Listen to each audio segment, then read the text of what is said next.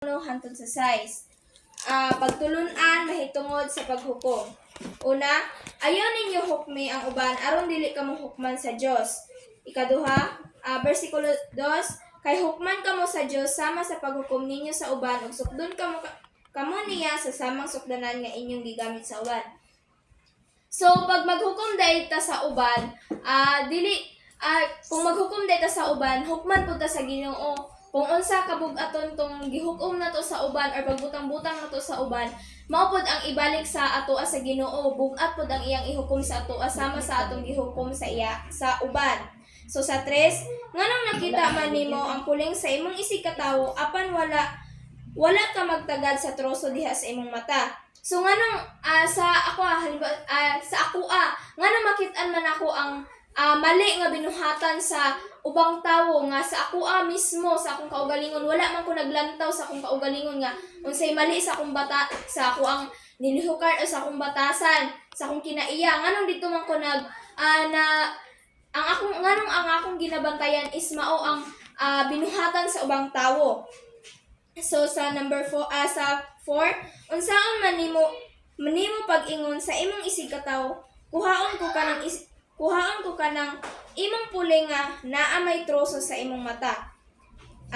So sa diri nga bersikulo no, kinahanglan nga ay unsaon man ako pag-ingon sa uban nga kanang bag-uhan na imong batasan kay kanang bati kaayo laway kay tan-awon samantalang sa akong kaugalingon wala na ko na disiplina akong kaugalingon nga hala na ako'y mali nga batasan nganong wa na ko na disiplina akong kaugalingon unya mang disiplina ko sa uban. Amen. So sa 5, tigto karon ingnon kuhaa una ang troso nga anaa sa imong mata aron makakita kapag ayo og makuha nimo ang puling sa imong isig katawo. So sa akong kaugalingon kinahanglan nako nga bag-uhon pag-una kuhaon ako ang laway nako nga batasan bago ko moingon sa uban nga bag-uhan na imong kaugalingon. Dapat ako'y mahimong una nga modelo nga makita nila sa ako nga nabag-o na ko akong kaugalingon aron mosunod pud sila sa ako mutuo sila sa kuha.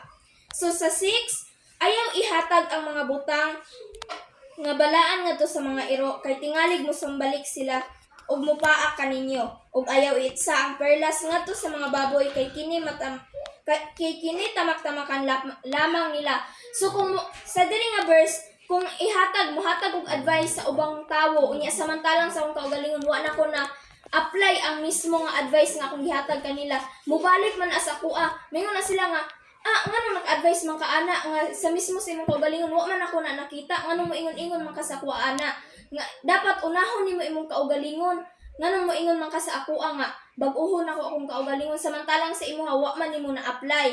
So kinahanglan nga bag-uhon ako pag una akong kaugalingon bago ko magbag-o sa uban. Pareha sa ako ang experience as a student nga dili gyud na malikayan sa eskwelahan or sa circle of friends nimo nga kanang naay manglibak, naay mangbantay sa mga kinaiya sa uban. So ako sa una dili jud ko ingon nga makastand ko nga ako lang gid isa kay para sa ako ang akong barkada moy ang akong kalipay pero dili gid sa tanang panahon nga ang barkada nimo moy makahatag sa imong impluwensya nga maayo na apoy barkada nga kanang bad influence sa imuha. Kinahanglan nga pilion nimo imong barkada nga kanang maka-impluwensya sa imuha kay kay sa among barkada kanang ako matakdan ko sa ilaha nga kanang makapanghinaway sa uban kay tungod sa kanang ilaha pong batasan. So as a Kristohanon kinahanglan nga maglikay ko ato kay kinahanglan nga ako'y mahimong modelo sa ilaha nga dili magbantay sa kinaiya sa uban. So pagka-encounter nako sa Ginoo kani nga pulong nakarealize ko sa akong kaugalingon nga mali ang akong ginabuhat nga magbantay ko sa uban samantalang sa ako mismo wala ko nakabantay sa ako ang sarili nga bati nga batasan nga laway nga batasan wala ko nagabantay sa akong mismo nga batasan.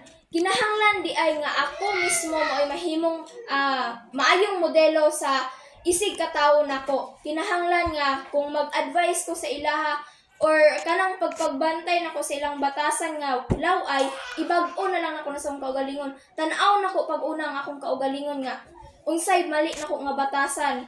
Dili lang kay magbantay ko sa ilaha, kay inana ilang batasan kinahanglan mag-una ko sa akong kaugalingon nga mahimong ako mao'y mahimong good model or role model nga mag-influence sa ilaha nga arong makadani ko sa ilaha nga paingon sa pagbag-o. So mao lang to og daghang salamat. Okay.